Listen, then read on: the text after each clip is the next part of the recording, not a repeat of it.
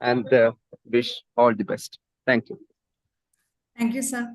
Now I invite Dr. Jose, sir, past president, IAP Kerala, for the felicitation. Jose, sir.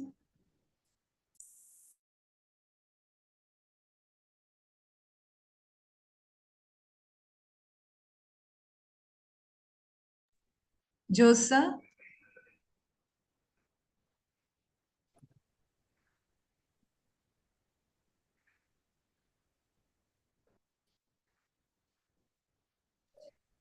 I think user is not connected.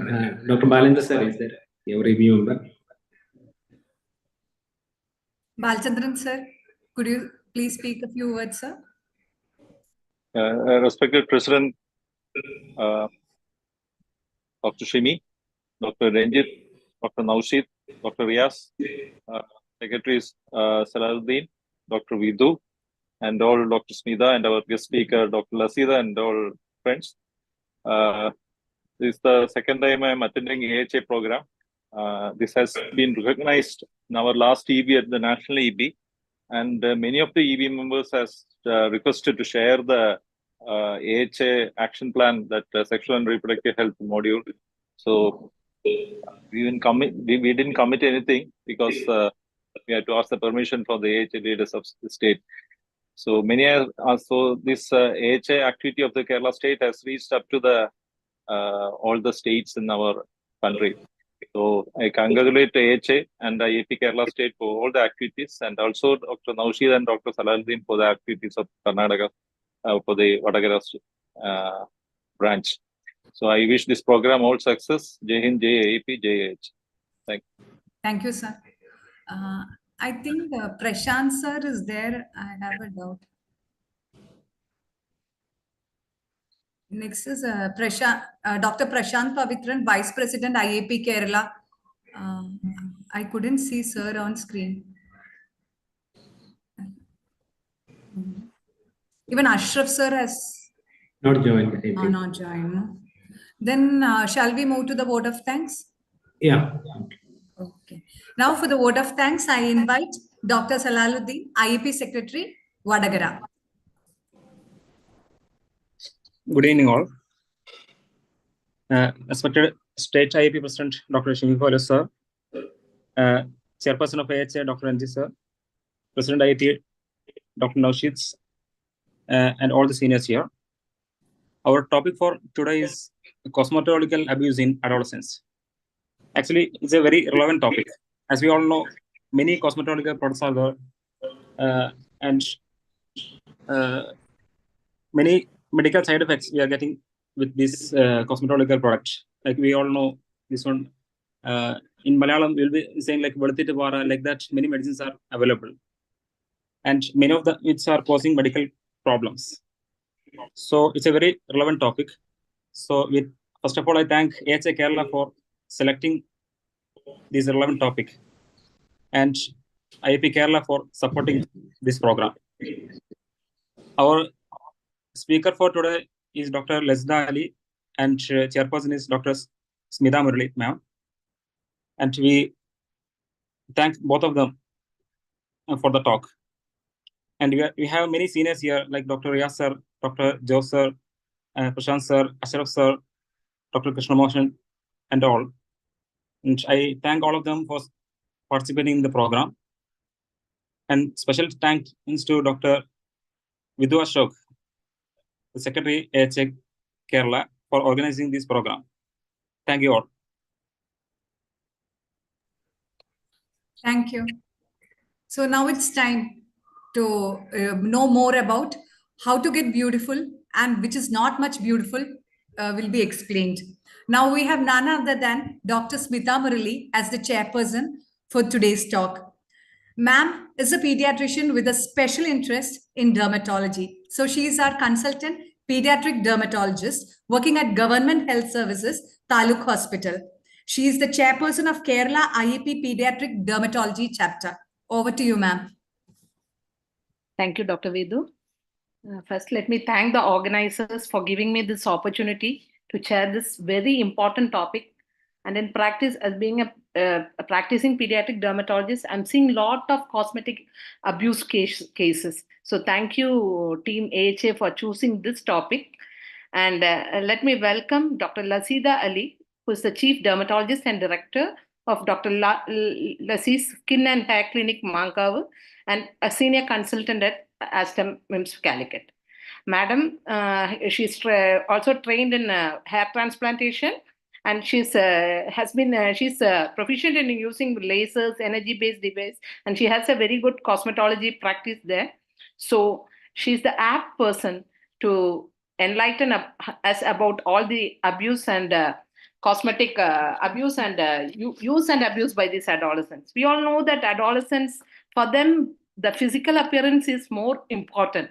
Physical appearance matters. All their interaction is based on physical appearance. And they also widely use the internet, all these social internet networking sites. They show lots of products to improve their skin, for skin lightening, for their hair care, etc. But these people are aware of what are the contents of these cosmetic products, and they use it, abuse it, and it leads to irreversible damages, which even we can't treat, like steroid abuse causing skin changes, etc. So as pediatricians, what we know that we are also not aware of all these cosmetic things. We also don't know what are the contents, what are the contents in each, and when they come to us for consultation, can I use that cream, can I use this sunscreen, we are also not aware of what are the contents in that cream, what are the other like preservatives or like paraben preservatives, all these things. This can cause skin damages. So as pediatricians, we should also be aware of all these things, and we can use this to enlighten our patients to correctly use a product, or like how take a dermatologist's opinion. So now let me welcome Dr. Lasida ma'am for enlightening us to take care of how to help our adolescent patients.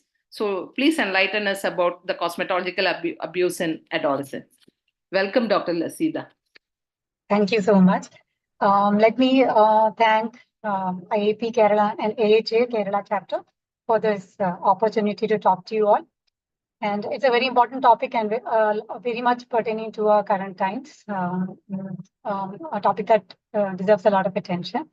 I hope I'm able to do justice to it. I had to prepare it in a kind of in a hurry, being the month of Ramadan. So I think we'll start.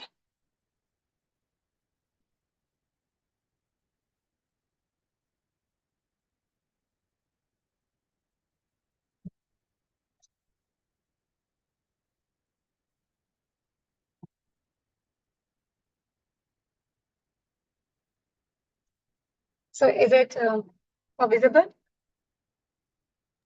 Yeah, madam. So we'll be talking about the cosmetic abuse in adolescents. Okay,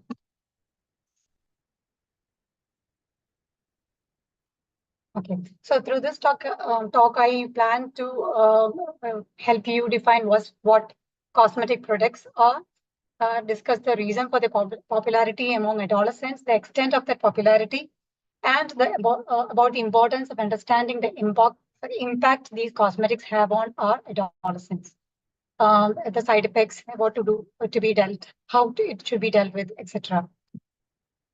So as we know, cosmetics are products which are applied to the skin for the primary purpose of aesthetic enhancement. They may be natural or synthetic, and they encompass a wide range of items which may be used for enhancing the appearance or simply for maintaining skin health or hair health. So these include makeup, skincare products, hair care items, nail care items, etc. Makeup, in short, covers facial flaws and enhances one's self-confidence and interpersonal relations, as not only does it serve as a clothing for the face, but it has also become a medium that connects human emotion. Whereas skincare products, they care for and enhance the sheen of the hair, the glow of the face, skin, nails, etc. So that is the difference between makeup and skincare products.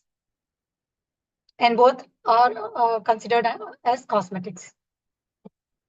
So the common cosmetic products are the color makeup, that includes foundation, lipstick, eyeshadow, rouge, etc. And the skincare products that are the cleansers, moisturizers, sunscreens, various serums, etc.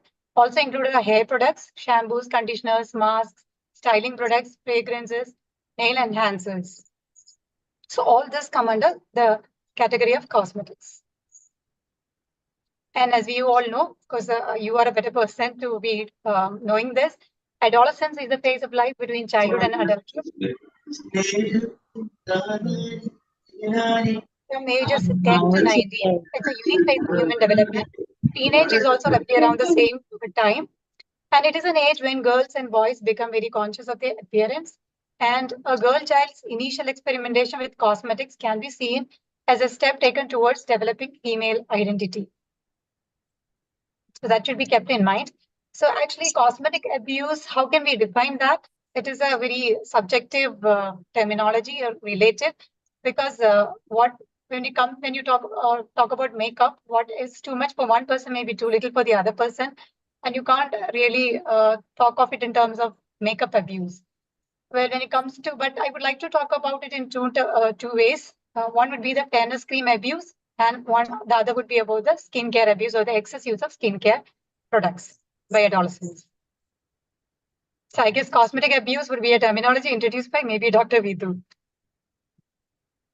So the word about the popularity of cosmetics.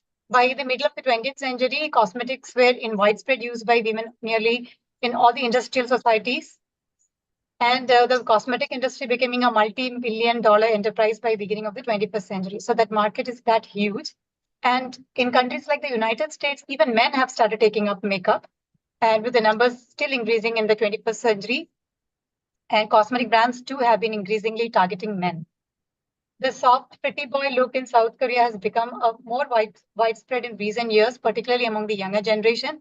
This trend is known as the K-beauty trend, which is popularized by the K-drama and K-pop, etc. So the younger generation would not be far behind. And because of the fast decreasing age of makeup users, many companies, from drugstore brands like Rimmel to higher-end products like Estee Lauder, they have been expanding the market by introducing flavored lipsticks, glosses, cosmetics packaged in glittery and sparkly packages, and using younger models to market and advertise their products. And the social consequence of younger and younger cosmetics use have had much attention and media over the last few years. So why do we use these cosmetics? It is used to enhance our appearance and improve self-expression due to the peer pressure, peer influence, peer trends, and of course they use in media portrayal and advertising.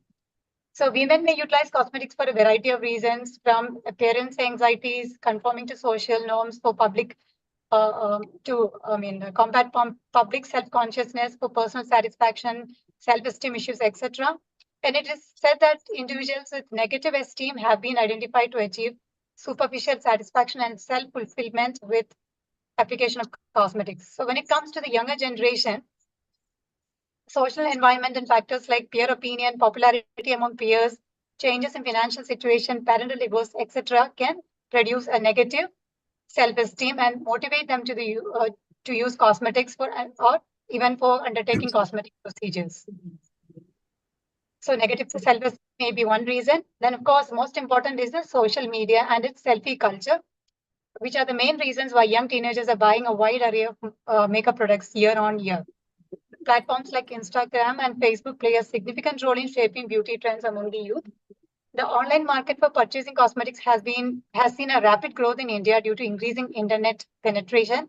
And in 2024, the revenue in the cosmetic market in India is estimated to reach 6.45 billion. And concerns. One very important concern is about the safety. Even in the United States, the product labeled as cosmetics do not need FDA pre-market approval, and the companies also do not have to report to FDA about the post-marketing side effects or problems. And in India, despite the Drugs and Cosmetics Act of 1940, manufacturers continue to use inexpensive and cheap raw materials, which aided by little to no regulation of chemicals used in cosmetics. Chemical additives are added to cosmetic products to enhance their effectiveness, viability, quality, performance, etc. So there's a huge, when products are labeled as cosmetics, they escape a lot of stringent measures, and so there is a big concern for their safety. Then allergic reactions are the most commonly seen side effects due to the overuse of makeup and skincare products. Some ingredients like fragrances, parabens, sulfates, etc. are more notorious than the others and can trigger allergies. Now, parabens are common preservatives used in cosmetics, even in food, and they are notorious to produce allergies. And there's a lot of controversy surrounding the parabens. There are studies pointing towards the toxicity of parabens as an endocrine disruptors as well. But there are other studies contradicting this finding as well. But it would be safer to use paraben-free products. Similarly, sulfates are also prone to cause allergies. They can dry out. They're basically found in shampoos and conditioners, and that can cause stripping away of natural oils and dryness of your hair. So these are the common allergens found in the commonly used products. So past tests are usually advised before these products are used. Then talking about the skin damage, it is very important to remove all traces of your makeup before you retire for the day. But adolescents, the teenagers, seldom resort to this rule. And as a result, they can cause the damage of their skin barriers and lead to clogging of their pores, worsening of acne, worsening of eczema, etc. And pigmentation, the prolonged use of wrong products can also lead to pigmentation. Exogenous ochronosis is one such example. And then sometimes when eczema and skin rashes, they also leave behind. Hypopigmentation is also a rare side effect of these products due to contact leukoderma. Then topical steroid damage phase is one important topic about which I'll be talking a little more in detail. Then nail damage due to repeated application and removal of nail polishes, sticking of artificial nails, cheilitis, lip pigmentation, which is again a commonly seen problem in the OPD. Lots of teenagers come to us with lip pigmentation, and they themselves know the reason for that. That is due to using a lot of lipstick most of the time. And the darker shaded lipsticks, the long-lasting lipsticks, the matte finish lipsticks are more notorious to produce lip pigmentation than the lighter shades, nude shades, and creamy lipsticks. So those can be recommended instead if they must use a lipstick. And of course, the psychological impact the abuse of cosmetics have on these youngsters is very, very important. They are somewhat more dependent on cosmetics for maintaining their self-esteem, which is a very, very sad and serious situation. And the unrealistic beauty standards may also affect body image, which could lead to body dysmorphic syndrome. Then, of course, there unwanted attention given to such distractions can lead to poor academic performance. And though it's not a very common practice in our part of the world, prostitution and even transactional sex has been attributed to the use of cosmetics, especially in the sub-Saharan Africa. Transactional sex is the performing sexual activities for monetary or even cosmetic gain. Stubbornness, extravagance in spending, stealing, etc. can also be attributed to this habit. Of course, the economic burden it causes parents is also obvious. Then, of course, sharing of brushes, eyeliners, lipsticks, improper cleaning, storage, etc. can lead to infections. And also usage of expired products. The preservatives in them mostly would have disintegrated and would have led to the growth of molds and yeast and fungus, and can also thus spread and cause infections. Though these are all very rare happenings. Then systemic toxicity, that is one important area that has received attention in the recent times, especially the presence of heavy metals and other ingredients in more levels levels that are above approved levels. So you must have all heard about the use of lightning creams leading to renal failure in recent times. And that is attributed to the presence of mercury in these creams. So these heavy metals can accumulate and be absorbed by the skin, and they can affect the functioning of internal organs. And of course, falls and fake brands are very, very common, especially in our beauty market. And these are often contaminated with ingredients like lead, mercury, nickel. So we'll talk about the fairness of the two abuses I wanted to talk to you about in detail. That one is the fairness obsession and fairness creams. So we do have a historical backup for this obsession. We have historical at various stages in history. India has been invaded, and Indians have been always overpowered by foreigners possessing lighter skin. So that has always reinforced the belief that fair complexion represented superiority, and that darker skin was associated with inferiority or being uncivilized. And this belief has, I guess, lingered on and has trickled down to a younger generation as well. So statistics from 2009 reveal that the youngest users of fairness creams in India are as young as 12 years old. And the 12 to 14-year age group constitutes about 13% of the fairness cream users. And the huge expansion of this market is principally due to a number of reasons, like the fairness craze epidemic. Everybody's crazy about being fair. And the cosmetic industry, which exploits this craze to market a host of skin lightening products. The marketing of these creams as cosmetics rather than drugs, which enable them to evade the stringent regulations, and clever advertisements with endorsements by celebrities and social media influencers. So the problem with these fairness creams are that there are many types of fairness creams available now in the market, which are sold by your neighbor, barbers, friends. Anybody without any license can actually market these products in our market. So, and these are often contain products like hydroquinone, even steroids and heavy metals, about which I mentioned earlier. And the other abuse is the abuse of products which are prescribed by doctors for maybe 1 or 2 months, and the patients or their daughters or sisters end up using these products for prolonged periods and turning up only years later after they have developed some sort of a side effect. So hydroquinone is one such dangerous component which should not be used for prolonged periods, though it is a very effective ingredient for treating different kinds of pigmentation, and it is often used by dermatologists for various indications very carefully.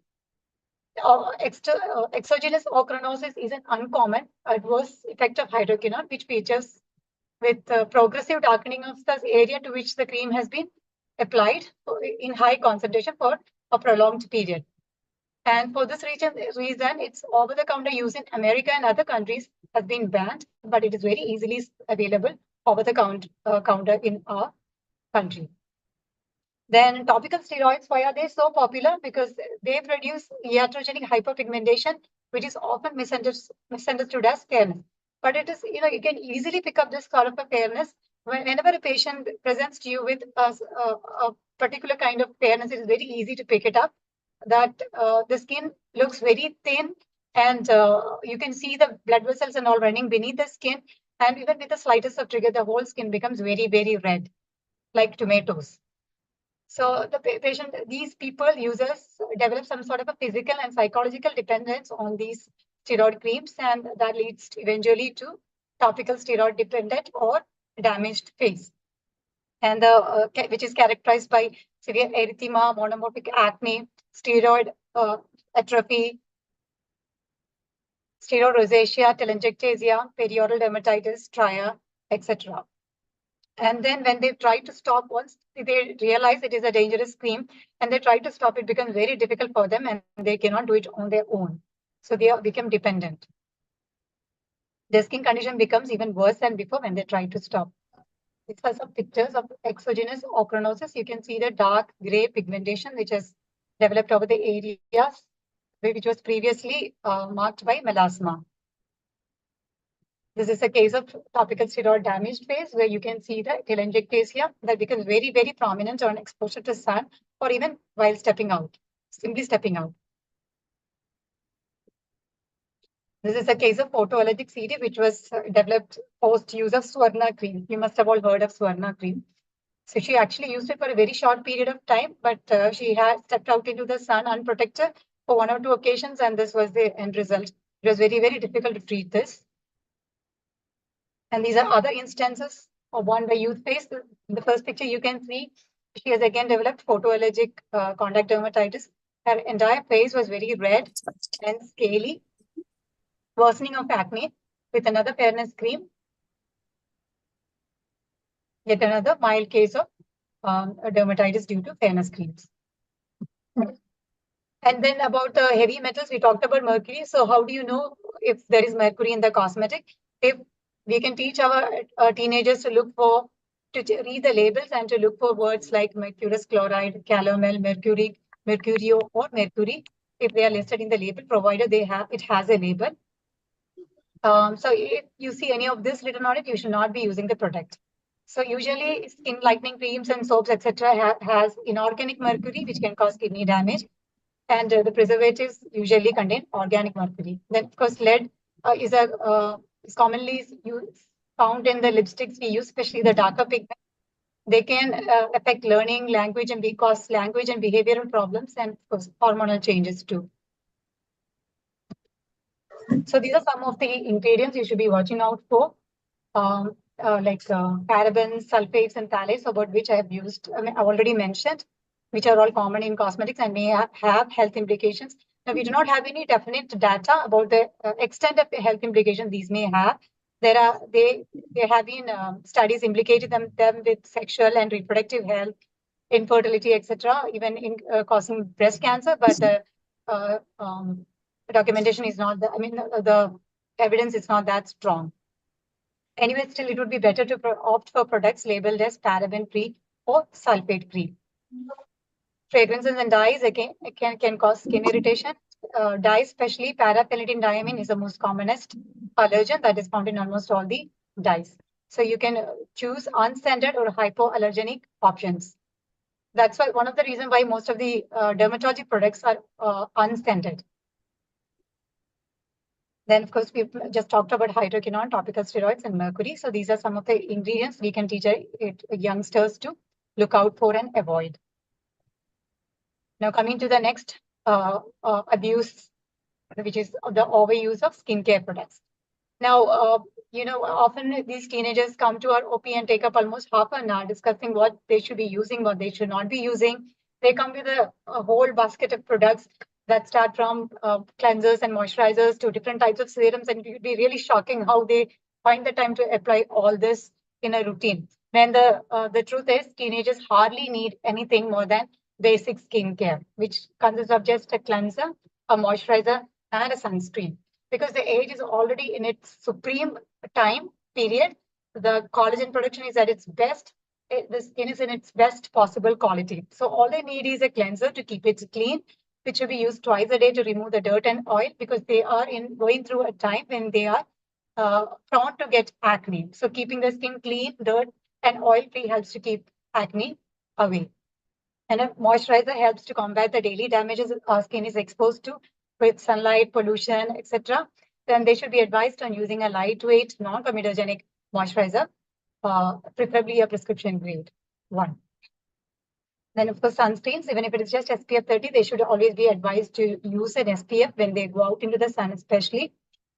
Again, the use of sunscreen for us, it is not as important as it is in the Western society, because where they have they are almost at 3 times more at risk of developing different types of skin cancers than us.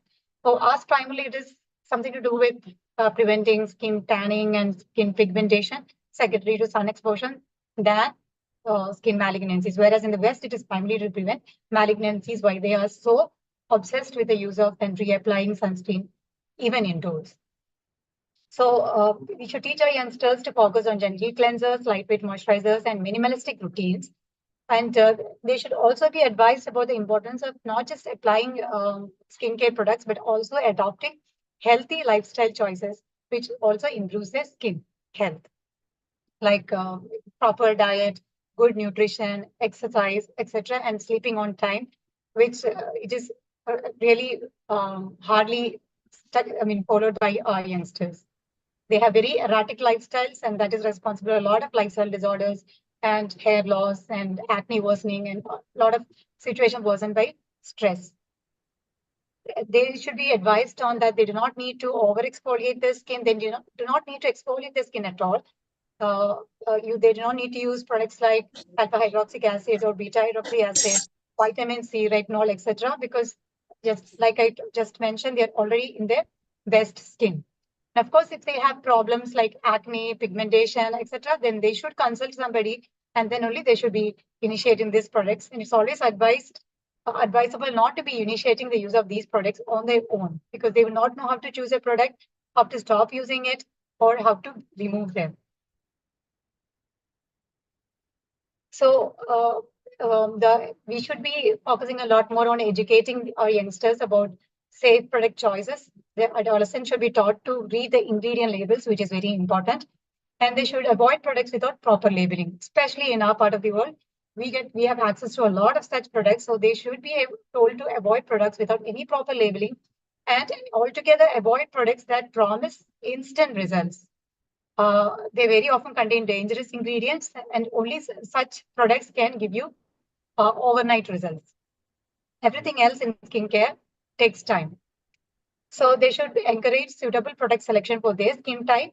And they can also, maybe in the coming times, we'll be hearing more about green products, clean beauty, etc., which are brands that prioritize clean ingredients and avoid harmful chemicals. But again, we still have a long way to reach there. And of course, products should be always used in moderation. We do not have any standards to say what is the moderating limit. And they should be recommended to use the age-appropriate products. And when it comes to skincare, less is often more. And they should always be advised to avoid heavy makeup, or at least on a daily basis. Parental guidance plays an important role in affecting the cosmetic behavior of their wards and their choices. So to conclude, responsible, mindful use of cosmetic products is crucial and very important, and we should be able to promote the awareness and enable them to take informed decision about the use of these products. Thank you. Thank you, Dr. Lasida, for that lucid presentation. I think as a pediatricians, I would advise you to concentrate on that last two slides, and also that slide which showed that ingredients, what should be avoided, the parabens, the hydroquinones. These are being widely misused here. And so that three slides are really that I would say that was the crux of this presentation. We should also be aware that all these products are being seen in these cosmetic labels, and these are being badly misused, and the damages caused are so irreversible that it is remaining a scar on their face and also a scar in their life. So thank you, madam, for that very good presentation, and the topic is open for discussion.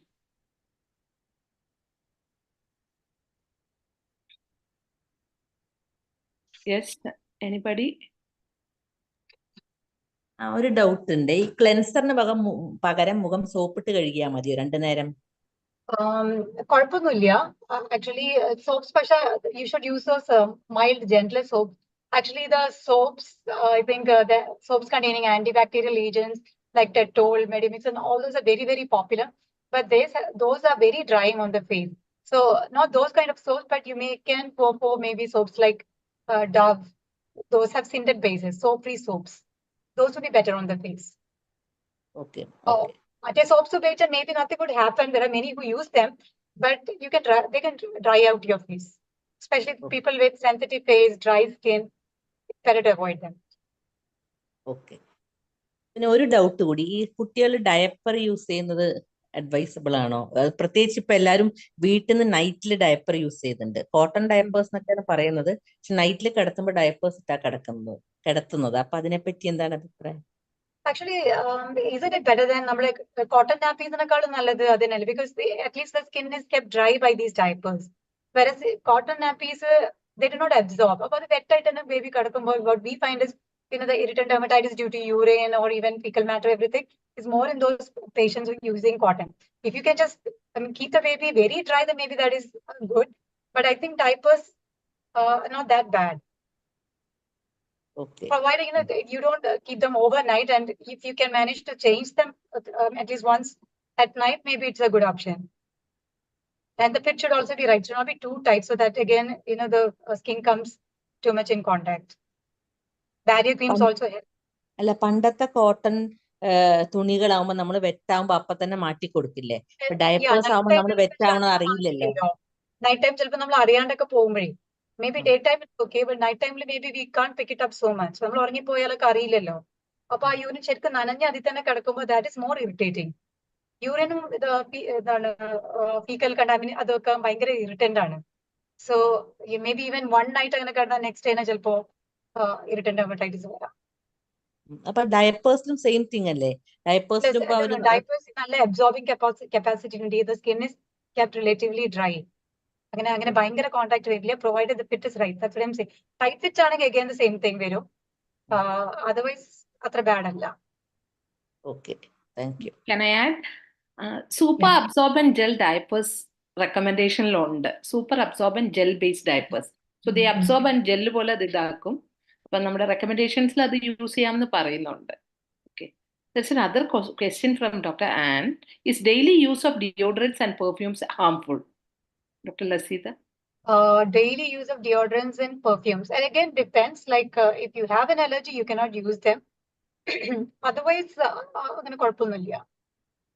there are again, lots of confusion about aluminium chloride, hexahydrate, the antiperspirants that we use. That's again controversy related to that. But as of now, there is not any evidence to, say that you should not use them on a daily basis. They help to remove body odor, keep you fresh, and even decrease the sweating. Especially people with hyperhidrosis, it is really helpful. Actually, we do advise antiperspirants. Okay. Balakata sir's advice is better not to use diapers at all, especially at night. And kids will wake up once they pass urine, even if they sleep. So we can change the diaper. So sir's opinion is that's a senior pediatrician.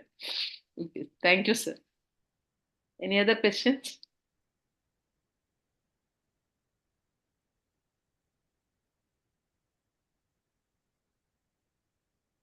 So, Bidu, if there's not much, any other? Ma'am, a few doubts were there. Chat. One was like already, I think in this talk, Dr. First, let me thank Dr. Lasida for such a the presentation, which has given a lot of insight for us. Because many of the pictures we would like actually, I think once again we should just go through that, so that when you see, at least you will be able to recognize and to refer and to advise them, and all these things are possible. Because the abuse is increasing day by day. This topic actually we thought of putting us when my friend was discussing. The school teachers have been requesting dermatologists to come forward and give classes to 11th and 12th standard children, because they are seeing them using a lot of cosmetics and other products and coming, and some of them actually needed medical help also. So it is alarmingly, this problem is actually alarmingly rising. So it is good that we got an insight into this. I think one doubt when we put into group, one of the doubts was about sunscreen, whether it can be used, which she has already clarified that it can be used, and an SPF more than 30 will be enough. Only thing is daily it can be used, right? Because when they're going out, they're going to school, that's fine. Yes, they have exposure to sun. It is used to, advised to use a sunscreen before, like 20 minutes before going out. But depending if she's using, if they're using physical sunscreen, then they can just use it when they are even while stepping out. The quantity should be correct. They have to use at least 2 fingers of sunscreen for the face and neck and ears. Then only it provides the SPF protection that is labeled on the product. To get that same SPF, you have to use 2 fingerfuls of sunscreen. So it's not a small, you cannot use this much and get 50 SPF or 30 SPF. You use 2 full fingers, and that should be reapplied every 3 hours or 4 hours, depending upon the intensity of your sun exposure. Okay. But again, this is not as important for us as the Western society, where their cancer incidence is very high, but it is good to use a sunscreen. Okay. Then one more thing, like out of interest, these skin changes once it occurs, do they really revert back to normal if we stop the products, or you have to do Yeah. more help for them? On the type of reaction, if it is just an allergy, yeah, you stop using the product, maybe use a good moisturizer, gentle cleanser, etc., and give it some time to revert back to its original condition. But steroid damage, that could be permanent. It takes a long time to heal. Yeah, some of them do recover, but some of them, once the telangiectasia and all that appears, it becomes permanent. It does not go back. Okay. Atrophy, striae, then telangiectasia, all that is permanent. And that does, we do see a lot of patients, not just teenagers, but I mean, the older population actually. Actually, teenagers, I think more than makeup nowadays, they use more skincare products. That is more, I think, trending. They want natural, they want to look naturally more beautiful and glowing and, flawless. So rather than makeup, I think the teenagers and adolescents are more hooked upon skincare. Yeah, the glass glow skin idea. Yeah, glass skin, yes. Yeah. That again is, from Korea. Korean products. Korean skin, yes. Okay. They're really into the healthcare and skincare sector, Koreans. Actually, not only them, even the way they present it, no, everyone gets attracted. But Yeah, by our that's right. editing things, maybe less of us, more of them. I think more, Smita ma'am, more doubts are there in the Yeah, chat yeah. box. Yes, ma'am. Okay. Yeah. What about the use of talcum powder? This is the question. Use of talcum powder. Well, talcum powder is also okay. It's kind of an inert object, doesn't actually it is pretty okay. Actually, we do ask. I mean, some people when they use sunscreen, they find the face looking very oily and all. So we tell them to put a little bit of talcum powder or compact powder on top, so that it becomes a more matte-like. And it's only, I think, talcum powder only received attention when it was used in the perineal area of babies and all that, and later on progressing on to produce complications. because they Maybe used when to it is apply inhaled this also. Yeah. powder in the intertriginous areas. Yes. So Mhm. that is one thing. Yeah. And there's a question about hyperpigmentation of neck and flexures. So maybe acanthosis nigricans is what Yeah. the doctor is meaning. So how to go about that? Hyperpigmentation of neck and flexures. That's So I guess you have to look out for the causative factors. Maybe there is an underlying, maybe the child is overweight, any endocrine problems. So in this age group, problems, metabolic syndrome and all is less likely to be there, but it is good to keep a watch. Sometimes they may develop those symptoms later on. You can give creams containing maybe glycolic acid, urea, and that helps to lighten the pigmentation along with lifestyle changes. And another question coming up is what about the use of kajal? Opinion on using kajal? Kajal is also fine. People say that using prolonged use of repeated use application of kajal can lead to dark circles. That's not true. If you properly clean it away, it goes off. It doesn't get deposited in your skin. It's not like tattoo. Any allergy contact dermatitis to kajal? That is possible with anything, right? Some people see PPD is a common ingredient that can be mixed to give that black color. So things like that are used. They can produce allergy. Yeah. But pure kajal as such is not a problem. Yeah, but sometimes you can get those chalazion and all that. You can block the ducts, so you should avoid the water line when you use kajal. Yeah, that we'll have to personally.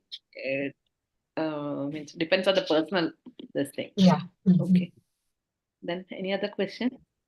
Like out of interest, like now with these products, fairness products, we are seeing with the natural things. No, we are actually like chandan powder, like that. Many things are there. Not only powders you mix. Have you actually seen using that for a long time? Did they have any of these skin problems, which we have seen with the fairness creams and things? Not that kind of not the kind of problems you see with fairness creams without any label. And the instant overnight fairness creams, not that kind of problems. But yes, you can develop contact allergy, photosensitization, especially with turmeric application and all that you can get. And people apply turmeric, lemon, everything on their face. Even all those can produce these kind of irritation and photo allergies. So even natural food items are not 100% safe. Even that can cause problems, maybe to a lesser extent. So these should be avoided in those people with sensitive skin, acne-prone skin, eczema-prone skin, rosacea, etc. So if you have been using them regularly without any problem, then it is fine. And if you're happy with the results. Now, one thing is that all these sandal powders, kumkum powders available in the market, they are all chemical dyes. So Yeah. this chandana kuri, ambalam, it is also causing contact dermatitis. Yeah, So it all is. this powder-based thing, we are not sure that they are natural products. You cannot. So They may better not to, be I always polyester ask them to elements. use that sandalwood this thing and not use powders, henna powders, all available in market. All are just pure chemical dyes. So all these are causing contact dermatitis. And that chandanam, which is being given in the Not just temple, contact, even sometimes even causes leukodema. contact dermatitis. So all these powders we should be means before advising, ask them to use the normal manjal rather than this turmeric powder. So all these things are there. So we should be aware of that also. Then there's a question on use of hair colors in kids and use of hair dye in adults. Hair Hair dye. colors in kids. Can we use hair colors in kids? I don't know if they will stop using it, even if we told them not to use. PPD is the main culprit. It's the main problem with dyes. Paraphenylene diamine, that is the most common allergen. Very notorious too. But again, not everybody reacts. Only few, very small percentage of our population reacts to PPD. So usually they do patch tests before these colors are used. And if it is just applied to the ends, maybe it doesn't cause much of a problem. It's when the whole, when the scalp is, breached, that is when they may develop allergies and all that. Allergy is the main problem. Allergic contact dermatitis. Then there are, implications of long-term risk with prolonged use of hair dyes, maybe in adults. Some people say leukemias and lymphomas and all that, but there are theoretical risks. There's no solid evidence incriminating them. So that is But the almost all. Yeah, PPD. That is the one we should watch out for. That is the one which is causing a lot of Even in problems. henna powders, they add PPD. Black dye, black henna, Black that has PPD. Yeah. And another question: hair straightening harmful or no? That's one question. Hair straightening harmful or not? Yes, it is very, very damaging to your hair because it totally distorts the original structure and strength of your hair. The extremes of temperature are what they use, and then chemicals like formaldehyde.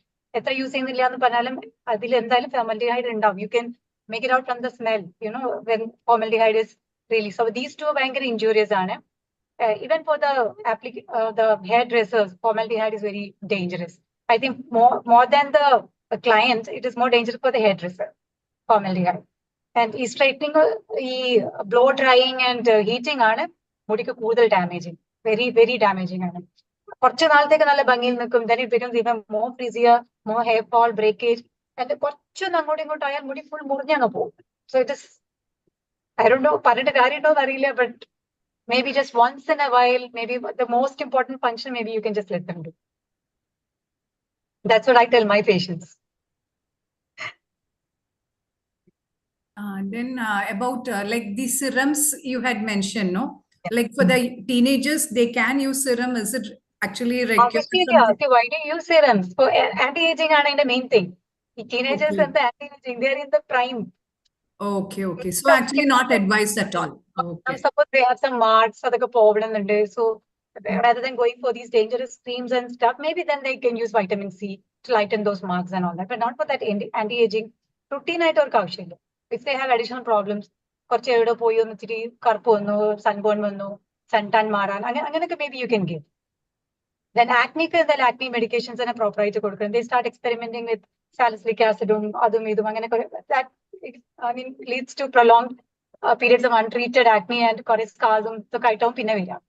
So other better not let them treat them on their own. It is better to take the advice of a professional. What they can use is a moisturizer. Teenagers now moisturizer or a sunscreen and a cleanser, or what even a soap would do with a gentle one. Another question: periorbital hyperpigmentation, is it because of high screen time? What is the treatment? Periorbital hyperpigmentation, high screen time. High screen time won't why periorbital? No. I don't think so. Periorbital reasons ഉണ്ട്. ഈ സ്പീൻ എന്നൊക്കെ വരുന്നത് മറ്റേ ഈ light അല്ലേ, blue light ഒക്കെ പറയുന്നത്. അതങ്ങനെ ഭയങ്കര ടാനിങ്, അങ്ങനെ ഭയങ്കര ഡാമേജസ് ഉണ്ട്. തിയററ്റിക്കലി പറയുന്നുണ്ട് നമ്മുടെ മെലാസ്മ വേഴ്സൺ ആക്കാൻ നോക്കുക. as such അങ്ങനെ വലിയൊരു ഡേഞ്ചർ ആയിട്ടൊന്നും പറയാൻ വയ്യ. Periorbital pigment may be due to common reason ഇതാണ് seborrheic dermatitis, atopic dermatitis, ചെറിയ eczema വരുന്നുണ്ടാവും. So which may not be noticed. അത് പോകുന്ന സമയത്ത് leaves behind pigmentation. Seborrheic melanosis, that is pigmentation secondary to seborrheic dermatitis, it is very difficult. Very difficult. And നമ്മൾ കുറെ treat ചെയ്ത് പോകുമ്പോൾ maybe next episode of seborrheic dermatitis happens and again pigmentation വരും. So that is an issue. Then another question. Yeah. After the age of 30, facial needed ano? How frequent? 30 years. 30. After the age of 30. Okay. Facial need and it's a choice. Facials, skincare treatments are choice. There are people who come and do them regular intervals after a particular age. Once they start seeing signs of aging and all that. If you don't want to age, drastically, if you want to age more gracefully, it is okay to go for all those treatments. It does help. They are useful, not facials. Nalla. There are treatments like chemical peels, lasers, laser toning, treatments, and then there are hydrofacials also. So they're all helpful to some extent along with your skincare routine follow in all.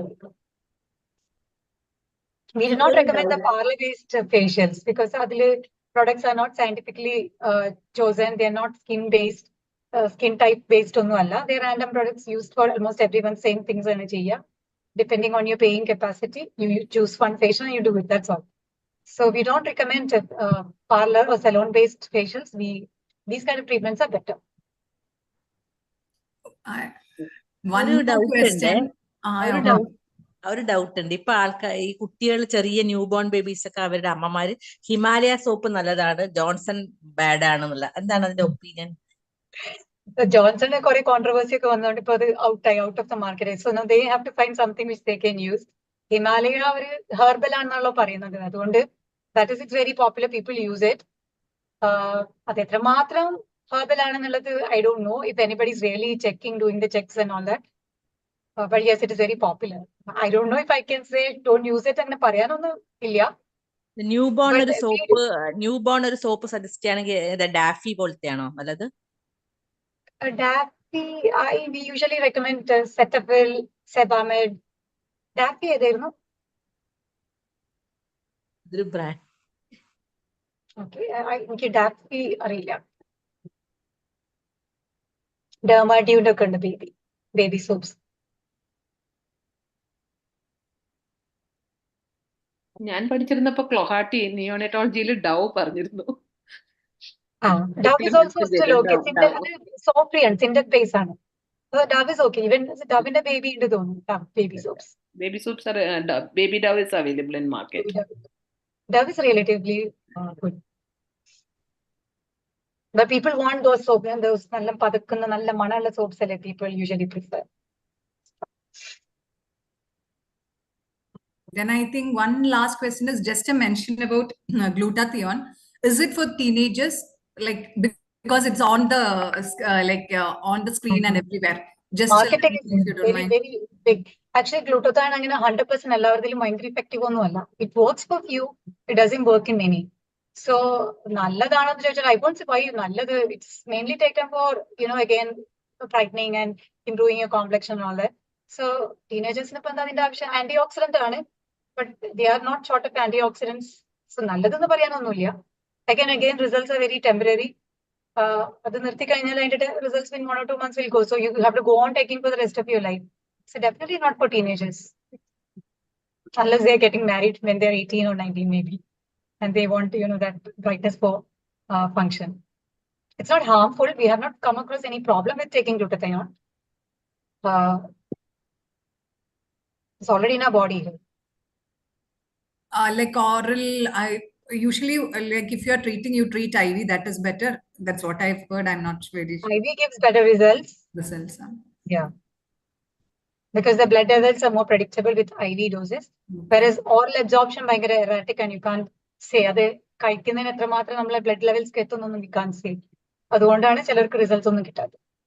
So IV is directly into the bloodstream. Okay, thank you. Okay. Nita ma'am, anything else or? Yeah, I think almost Lasida ma'am has covered a lot, explained a lot of general queries also. So thank you, Dr. Lasida. I think we can wind up this session now. Okay. Yeah, Thank I you all. think Thank you all for that very good interactive session. Thank you. And thank you, Dr. Lasida. Thank you. Thanks a lot. Good night. Good night. Happy Ramadan and happy Eid. Ramadan to all. Yeah, thank you. Thank you. Thank you, Smita ma'am and Lisa ma'am. Thank you. Have a good day. Good night. Okay. Thank you. Good night.